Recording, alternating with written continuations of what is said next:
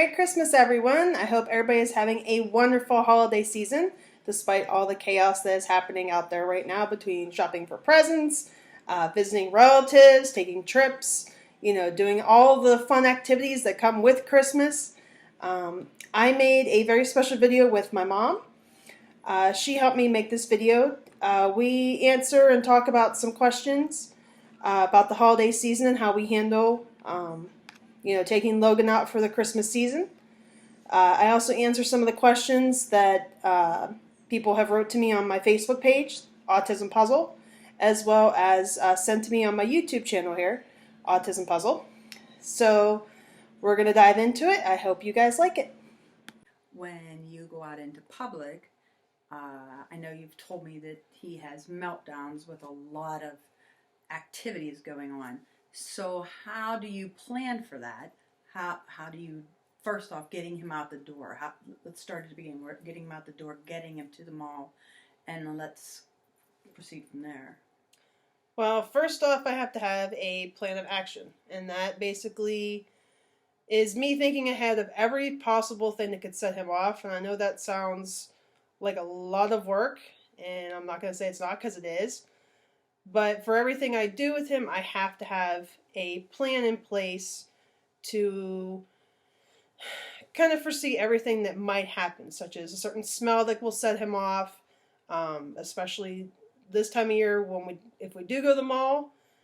There's all the lights. There's the music, for instance. He doesn't like really loud music, and the Christmas music will set him off sometimes. He likes things repeated. And unfortunately in the malls, they don't have the music on repeat, the same song 30 times. So they only play it once, and then if he hears that particular song and he likes it, he'll want it again. The radio won't do it again, so we might have a meltdown there because the song's not playing again. So how do you handle that meltdown when the song doesn't come back on and he's having a meltdown? How do you take care of that in the mall? Let's start. Answer me that. Like if I have him and I'm at the mall and I don't know, Jingle Bells comes on and he wants to hear it again, how do I keep him from having a fit? How do I play it on my phone? How do I take care of that to calm him down?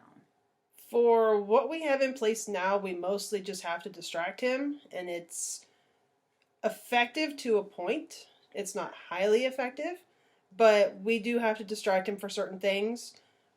We do use our phones. We can do that. So if you want to play music to distract him, that way you can. There's other shops in the mall. You can find something that he does like, toys. Pretty much, he's pretty easy-going. When it goes to the mall, pretty much anything shiny will distract him. He likes the fountains, a Christmas tree, pretty much anything really. You just have to kind of be quick when you do it. Because if you don't, then he will go full meltdown, and then it'll get worse, and then it's harder to calm him down when he gets beyond that point. Okay, so I take him to the mall. He's heard Jingle Bells, and he wants to hear it again, but I cannot get it on. So you're telling me take him to a water fountain, show him some toys, distract him in another way. Okay. Distracting is the best way we've seen, at least for right now, until we have a new plan from his behavioral therapist on how to avoid such meltdowns like that. So in meltdowns going forward, so now we've done all this, and he sees Santa, and we're going to get in line, and we tell him we're going to wait in line. We get there, and we're in the line, and as we all know, Santa is quite drawn out, so it's a half-hour, 20-minute wait to see Santa. Yeah. He starts to fidget and get excited. What do I do now? Do I leave the line? Or should I take something there? Do you have something in play, like your phone or something, to preoccupy him while waiting in line? In past years when we've tried taking him to see Santa or anything that requires a line, we try to have a backup plan. Like, since if Santa has a line, they have the train at the mall. So we'll take him to the train instead until we see the line for Santa has gone down. If it hasn't gone down, we have to explain to him that, we'll see Santa here later. We're going to go do something else that will either cause a meltdown or it won't. It's just a luck of the draw and how he is able to handle it that day. Some days are better than others. If he does have a meltdown, there is things we have in place. We'll try to put his noise canceling headphones on to kind of dampen what else is around him, because when he tends to throw a tantrum, he sucks more of his surroundings in, which seems to make him more anxious and more stressed than he already is. So it makes it a little harder. So, what can people in public do to help you? Because when you don't know what's going on and outsiders see, what can you tell people that are outside your realm, in your bubble, when they see a child with autism or a parent throwing a fit in the mall? What is the best advice you can give them? Is it something that you tell them, the best thing they can do is look away and keep going, not make a scene? Is there anything they can do? Like, I don't know how other parents would react to this. Like, would somebody get upset if you just like, oh, honey, it's okay? Or, For the most part, people usually are quick to judge, is usually the first thing we see. We tend to get a lot of dirty looks the second he throws a major fit. And it's not something we appreciate, and it's not something we can control. We have over the years learned to ignore the looks and the stares, because they're not seeing why our son is upset. They just think in their first reaction is, well, he's just misbehaving. That's not always the case. Logan doesn't always misbehave. It's something that sets him off that he is not able to control and be able to cope with right now. And the only way he knows how to cope with certain things is by throwing that meltdown, because that gets out whatever he's trying to do internally. That is his only method of coping, is to throw down for a meltdown. So the best thing I can tell people is don't be so quick to judge, first off, because you don't know what may or may not have set him off. Second off, if you can help, or if you're nearby, some parents are often willing to ask for help from people. Some people will actually even come over and help. We've actually had people actually come over and help us and say, is there anything I can do to help? Or, do you need me to, is there somebody I can get, or anything like that? And that helps us a lot, because, it may not mean a lot to that person coming to help us, but for us to know that somebody else is seeing, we kind of need a little bit of help, but we won't always ask for it. But it's nice to see that there's some people out there that do not judge just seeing a bad kid, because there are times when he is a bad kid, and there's times where it's because he's triggered by something, and we can't control that. And as of right now, he can't control that either. So it's just, we just ask that it's just try to be a little bit more accepting, whether someone does or does not have autism, or they have a meltdown of some kind. There's always a reason behind it. It's not just them being bad. Okay. Now, how do you... Christmas is coming, that's what we're discussing. So he's prepped. He knows Santa's coming. He knows he's getting presents. But I'm sure he doesn't know when he's getting these presents. When is Santa coming? How do you convey to him daily that today's not the day, that it's tomorrow, or it's 2 weeks, 3 weeks down the road? We have found, at least from what his school has brought us, his school has been very, very helpful, the school that he goes to. They have actually sent home what's like an advent calendar. It is a tree that has numbers on it all the way up to 25 for Christmas Day. And they sent him a little piece of paper that says for every day he has to put a sticker on that date. And it counts down, or I guess counts up to Christmas. And on the day of Christmas, he gets to put like a little Santa sticker or a star. And that lets him know that day it's Christmas. They also, at that school, they pre-prepare him for all the holidays, because all the kids that go to his school are all autistic on different levels. So they all need to be pre-warned of something that's going to be happening, especially Christmas, because there's more chaos than they're used to on a daily basis. Their routines are going to get changed up a little bit. New people are going to be coming in for the holidays. The noise might be louder. There might be like the trees and things going up is different. Things that aren't normally in their day-to-day life they're seeing, and they have to be able to slowly work up to it. So we do that. We do have flashcards with each of the family members' pictures. So when they come over, we tell them, we tell Logan, that, grandma and grandpa are coming over. They're only staying for a little bit and then they're going home. They're not staying here, or if they are staying here, try to say, okay, they're going to be here for a little bit and then they'll go back home. And then it'll just be us again. So we try to pre-warn him there so that way he's not anxious when people show up when he's like, okay, why are you here? It's not time. Or, okay, hi.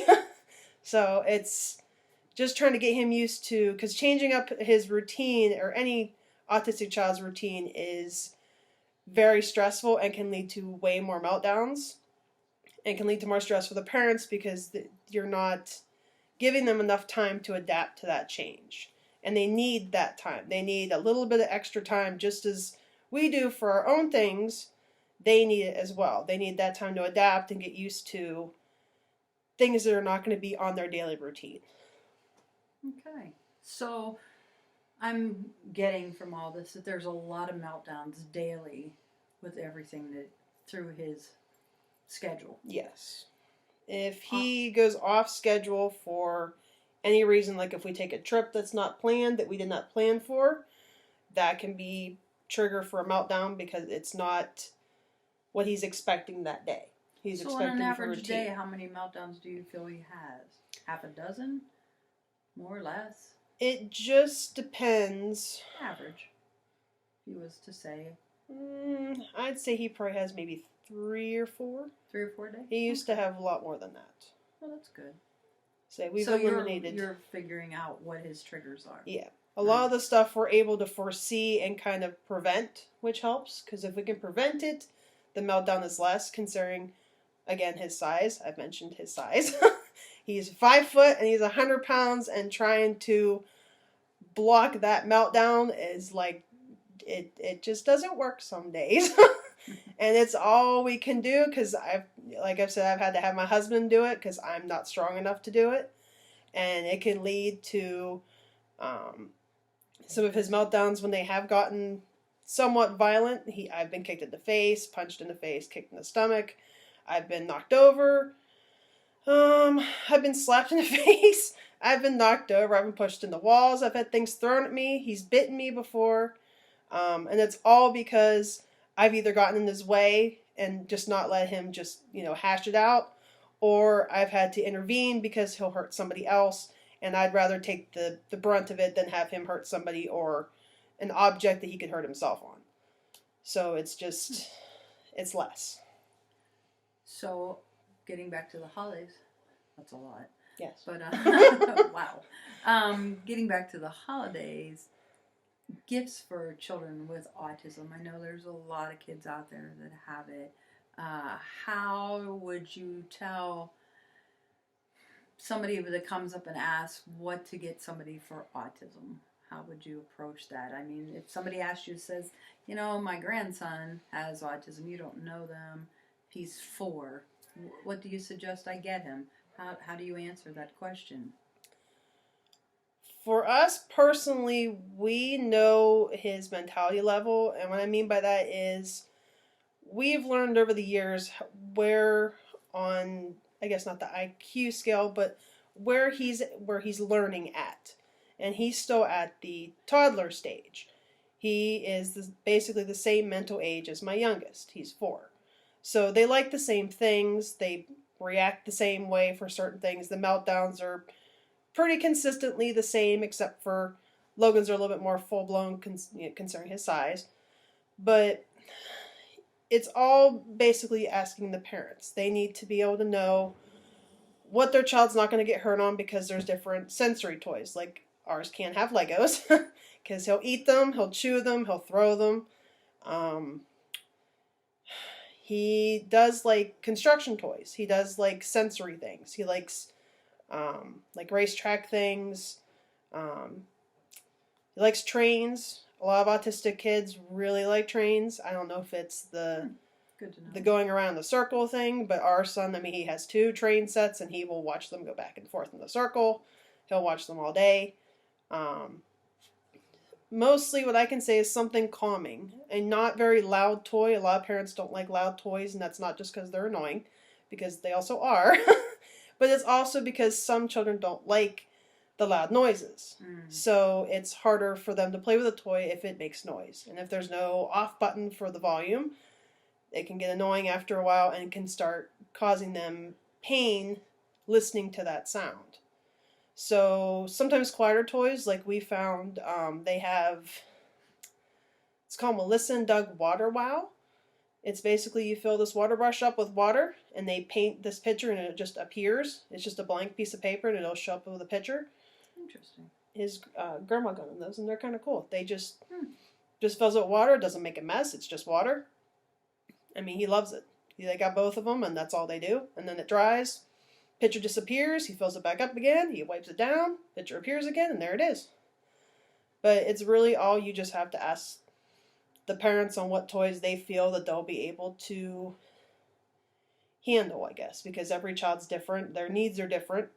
Teethers is a good one. We do like teethers for Logan. He does a lot of sensory chewing, so he likes to gnaw on things.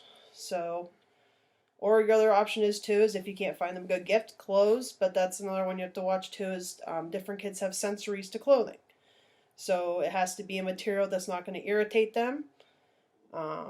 Ours we have to watch with zippers because he'll chew on the zippers. He likes sweatpants, but they have to be a soft sweatpant. He can't have any type of wool jackets because they're itchy and he won't wear them.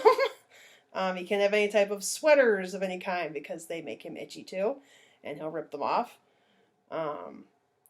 It's just, you just have to talk with the parents and really see what they think will be appropriate for their child, because they know their child best and they'll be able to tell you what they're going to be happy with and what they'll actually use.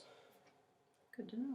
Well, this has been very insightful, and I appreciate you inviting me and letting me ask some questions here with the holidays coming up on what to get Logan and other children and what to expect when I see them at the mall and how to handle that.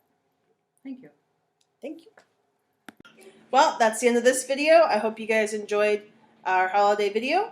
If you have any questions, please comment them down below. Please like, share, and subscribe so you can be informed when I have a new video coming up. I hope everybody has a wonderful Christmas and a fantastic New Year. I wish everybody good things for the new year, and I'll see you guys next time. Thanks for watching.